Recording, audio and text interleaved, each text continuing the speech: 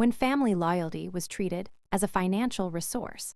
It did not happen all at once or in a way that was loud enough to recognize immediately. It unfolded quietly, through assumptions that were never spoken but always enforced. Support became expected rather than appreciated, and generosity slowly transformed into obligation. What once felt like love expressed through care and reliability began to feel like an open account others believed they were entitled to access whenever it suited them. The most unsettling part was not the money itself, but how easily my effort was separated from my identity, reduced to usefulness rather than connection. For years, helping my family felt natural. I paid for things when they struggled, stepped in during emergencies, and covered gaps without being asked. I told myself that this was what loyalty looked like, that showing up financially was simply another way of being dependable. I did not announce it or keep score. I believed that if I stayed quiet, it would preserve harmony. Silence felt safer than conversation, and giving felt easier than explaining. Slowly, that silence became permission. Decisions began to be made without me. Yet somehow my resources were always included. What changed was not my ability to help, but the way my help was assumed. Expenses appeared without discussion. Plans were finalized without consent. My stability was treated as communal property, rather than something I had built through discipline and sacrifice. The assumption was clear, even if it was never said aloud. I would handle it. I always had. In their minds, my independence was not something to respect, but something to rely on. The more capable I became, the more invisible my boundaries grew. Loyalty was reframed as compliance. If I questioned anything, it was interpreted as selfishness. If I hesitated, it was seen as a lack of love. My worth in the family narrative was measured not by my presence, my care, or my consistency, but by how much inconvenience I was willing to absorb without complaint. The emotional cost of this expectation was heavier than the financial one. Being valued only for what you provide erodes the sense of being seen. It teaches you that rest is indulgent and boundaries are betrayal. What made it painful was the imbalance. Gratitude was rare, but expectation was constant. Celebration flowed freely toward others, while my contributions were absorbed quietly and forgotten just as easily. I was praised for being strong, but strength was used against me. Because I could manage, I was expected to manage everything. Because I did not ask for help, it was assumed I did not need recognition. Over time, love became transactional, even though no one would ever admit it. The moment of clarity came when I realized that my loyalty had been redefined without my consent. It was no longer about mutual care. It was about access. I was not included emotionally, but I was included financially. I was not consulted, but I was counted on. That realization was not explosive.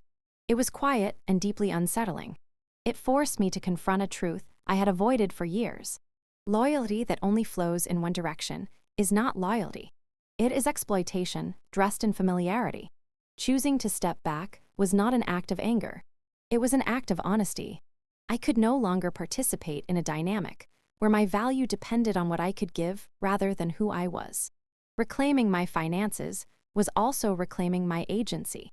It meant acknowledging that my labor, my planning, and my discipline were mine, not communal assets to be allocated without respect. The discomfort that followed was not mine to carry alone. It belonged to those who had grown comfortable benefiting without accountability. When family loyalty is treated as a financial resource, it strips love of its meaning. Love becomes conditional, measured, and monitored. Walking away from that dynamic does not mean rejecting family. It means refusing to be reduced. True loyalty does not demand self-erasure. It does not require silence in exchange for belonging. The moment I understood that, I stopped trying to prove my worth and started protecting it. The Paris trip that exposed years of silent entitlement did not begin with a confrontation or a dramatic argument. It began with an absence of my name, an absence of consultation, an absence of respect. What appeared at first to be a simple family vacation revealed itself as something far more telling. It became the moment when unspoken assumptions surfaced, when years of quiet compliance were mistaken for consent, and when entitlement finally stepped into the open without apology. For a long time, I believed that keeping the peace meant staying quiet. I believed that if I did not ask questions, if I did not demand recognition, things would remain stable. That belief allowed others to grow comfortable making decisions around me instead of with me. The Paris trip was planned with confidence, not because it was inclusive, but because it relied on the certainty that I would continue to support without protest. The destination itself was irrelevant. It could have been anywhere. What mattered was the expectation that everything would be handled, funded, and resolved without my involvement or agreement. Entitlement rarely announces itself loudly. It builds slowly, through repeated access without accountability. Over time, support stops being seen as generosity and starts being treated as a guarantee. That is what the Paris trip represented. Flights were booked, accommodations were secured, and experiences were planned with no conversation, no permission, and no acknowledgement. The assumption was not that I would be invited, but that I would absorb the cost. My role had been defined so clearly in their minds that my presence was unnecessary. My resources were enough. The most painful realization was not that I had been excluded, but that the exclusion was intentional. There was no oversight to correct, no misunderstanding to clarify. The plan had been formed with the understanding that I would not be part of the experience. Yet my financial contribution would still be counted on. That clarity shifted everything. It stripped away years of rationalization and replaced them with truth. I was not being overlooked. I was being used. What followed was not rage or dramatic reaction, but a calm reckoning. The moment I withdrew my support, the illusion collapsed. What had been framed as a family celebration quickly became a crisis, revealing how fragile their plans were without my quiet backing. The outrage that followed was not about loss of connection or broken trust. It was about inconvenience. The frustration came from being forced to face the reality that what they assumed was never owed to them. The response to the reversal confirmed everything. There was no reflection, no apology, no acknowledgement of wrongdoing. Instead, there were accusations of betrayal and claims that I had ruined something meaningful. The narrative shifted to portray me as selfish, dramatic, and disloyal. This reaction was the clearest evidence of entitlement. When access is removed, those who felt entitled to it often respond with anger rather than understanding. Their outrage was not about love. It was about losing control. The Paris trip became a mirror reflecting years of imbalance. It exposed how easily generosity can be rebranded as duty and how quickly support can be demanded rather than requested. It revealed how silence can be misinterpreted as agreement and how consistency can be mistaken for obligation. The trip did not create the problem. It revealed what had always been there. Walking away from that dynamic was not a rejection of family. It was a rejection of entitlement. It was a refusal to continue playing a role that required me to be invisible, while my resources remained visible and accessible. The exposure was uncomfortable, but it was necessary. Without it, the pattern would have continued, quietly and indefinitely. The Paris trip was never about travel or celebration. It was about power, assumption, and the cost of being too reliable for too long. By the time it ended, nothing had been resolved emotionally, but everything had been clarified. What was once silent could no longer hide. And in that clarity, I found the resolve to stop participating in a story where my value was measured by what I could fund rather than who I was. Withdrawing support and reclaiming ownership of my life did not feel dramatic or vengeful. It felt quiet, deliberate, and necessary. For the first time, my actions were guided not by fear of conflict or guilt, but by clarity. I was no longer reacting to expectations placed on me. I was responding to the truth of how those expectations had diminished me. Stepping back was not about punishment. It was about correction. It was about taking responsibility for myself, instead of carrying responsibility that was never meant to be mine. For years, my support had flowed outward with little resistance. I gave time, money, and emotional labor because I believed it was how love functioned. Over time, that giving became a role I was expected to fulfill rather than a choice I was free to make. When support is no longer optional, it stops being generous and starts becoming extractive. I had confused reliability with obligation and kindness with self-erasure. Withdrawing support meant untangling those beliefs and facing the discomfort of choosing myself. The act itself was simple. I removed access. I reclaimed my finances. I stopped compensating for decisions I had no part in making. What made it difficult was not the action, but the emotional weight attached to it. There is a deep conditioning that teaches you that saying no makes you cold, selfish, or disloyal. Letting go of that narrative required me to trust my own judgment rather than the version of me others had grown comfortable benefiting from. Ownership of my life began the moment I accepted that I did not owe endless availability in exchange for belonging. My stability was not a family asset. My discipline was not communal property. The hours I worked, the sacrifices I made, and the choices I postponed were mine. Reclaiming ownership meant recognizing that my independence was something I had earned, not something others were entitled to leverage. The response to my withdrawal was immediate and revealing. Support that had been taken for granted suddenly became the focal point of anger and accusation. There were claims that I had overreacted, that I had embarrassed others, that I had damaged relationships. None of those accusations addressed the original violation. They focused instead on the inconvenience my boundary created. That reaction reinforced my decision. When your absence causes more outrage than your mistreatment, the dynamic is already broken. As the noise settled, something unexpected emerged. Peace. Not the fragile peace that comes from compliance, but the grounded peace that comes from alignment. My days felt less crowded. My thoughts became clearer. I no longer carried the background tension of anticipating the next request or bracing for unspoken expectations. I stopped calculating how much I could give without resentment. That mental space became the foundation for rebuilding my sense of self. Reclaiming ownership also meant redefining love. Love that requires depletion is not sustainable. Love that survives only through sacrifice is not mutual. I learned that real connection does not depend on how much you can absorb for others. It depends on respect, consent, and reciprocity. By withdrawing support, I was not closing myself off to love. I was making room for healthier forms of it to exist. There were moments of doubt. Conditioning does not disappear overnight. I questioned whether I had been too harsh or too final. But each time I returned to the facts, the clarity remained. My support had been assumed, not appreciated. My boundaries had been ignored, not misunderstood. Reclaiming my life required me to stop negotiating my worth. Withdrawing support was not an ending. It was a beginning. It marked the moment I stopped living as a resource and started living as a person. Ownership of my life did not come from confrontation or validation.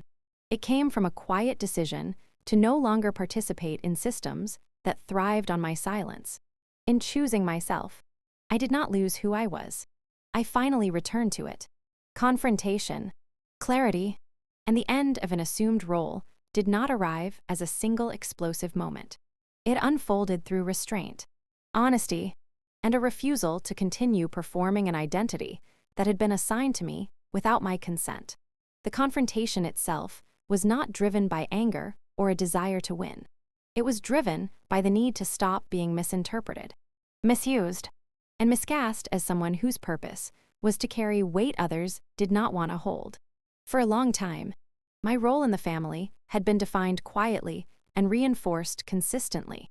I was the dependable one, the one who handled things, the one who did not ask too many questions. That role was never formally discussed, yet it shaped every expectation placed on me. My value became tied to how well I could stabilize situations, absorb inconvenience, and provide solutions.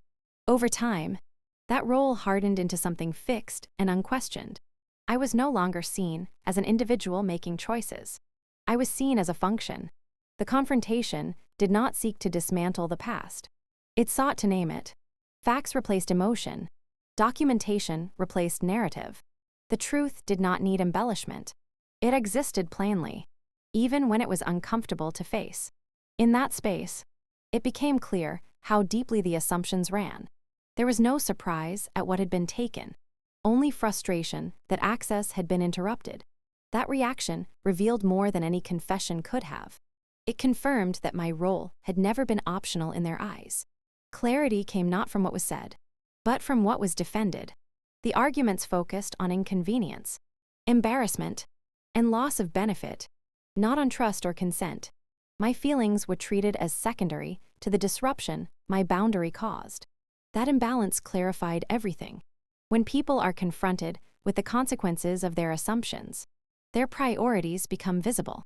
In that moment, I understood that my role had been sustained not by mutual agreement, but by my willingness to remain silent. Ending that role required resolve. There was no compromise that could preserve my dignity while maintaining the same dynamic. Any partial withdrawal would have been interpreted as temporary resistance rather than a permanent boundary. So I ended it completely. I stated what would no longer happen, not as a threat, but as a fact. There was no invitation for negotiation, because the role itself had never been negotiated with me. It had simply been assigned. The end of an assumed role often feels like betrayal to those who benefited from it. To them, it looks like withdrawal, abandonment, or selfishness. From the inside, it feels like alignment. It feels like finally standing in a position that reflects reality rather than expectation. I did not need their approval to make that shift. I needed my own clarity, and that clarity had already arrived. What followed was not reconciliation or understanding. It was silence, and in that silence, I recognized how much of the relationship had been built on utility rather than connection. When the role ended, the engagement ended with it. That absence was not evidence of my failure. It was evidence of how conditional the connection had been. Clarity has a way of simplifying what once felt complex. Without the pressure to perform, there was no longer confusion about where I stood. I no longer wondered what I needed to do to be valued. The answer had always been nothing. Value should not require constant proof. The confrontation marked the end of something that had outlived its purpose. It closed a chapter defined by assumption and imbalance. In its place, it opened space for a life where my presence was not measured by what I provided, but by who I was. Letting go of an assumed role was not a loss. It was the necessary conclusion of a story that had never truly belonged to me. Choosing peace, boundaries, and wholeness over obligation was not a dramatic declaration or a sudden transformation. It was a quiet shift, one that took place internally before it ever showed on the outside. For a long time, obligation had shaped my choices more than intention. I had learned to measure my worth by how much I could give, how much I could endure, and how little space I took up in the process. Peace always felt conditional, something I could earn only after meeting everyone else's needs. Letting go of that belief changed everything. Boundaries were once something I associated with distance or punishment. I believed that setting them meant disappointing people or risking abandonment. Obligation, on the other hand, felt familiar and safe, even when it drained me. It came with approval and predictability. Choosing boundaries meant choosing uncertainty, but it also meant choosing honesty. It meant acknowledging that constant self-sacrifice was not sustainable, and that peace built on suppression was not peace at all. As I began to step away from obligation, I noticed how much of my energy had been spent managing expectations that were never explicitly stated. I anticipated needs before they were voiced. I adjusted myself to prevent discomfort in others. That vigilance had become so normal that I barely recognized it as labor. Releasing it created space I had never known how to occupy. At first, the quiet felt unfamiliar, almost uncomfortable. Then it felt like relief. Wholeness did not come from replacing what I lost. It came from recovering parts of myself that had been set aside to maintain harmony. I rediscovered preferences that had nothing to do with practicality or approval. I made decisions without rehearsing explanations in my head. I allowed myself to rest without guilt. These changes were small, but together they reshaped how I moved through the world. I no longer needed permission to exist as I was. Choosing peace also meant accepting that not everyone would understand my boundaries. Some interpreted them as rejection. Others framed them as selfishness.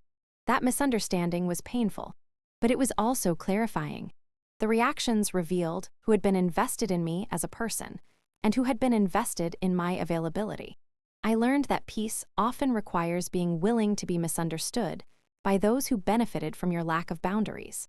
Obligation thrives on fear.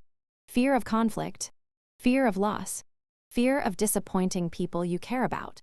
When I stopped letting fear lead my decisions, my relationships began to change. Some grew quieter. Some ended. Others shifted into something more respectful. I realized that any connection dependent on my self-erasure was not a connection I needed to preserve.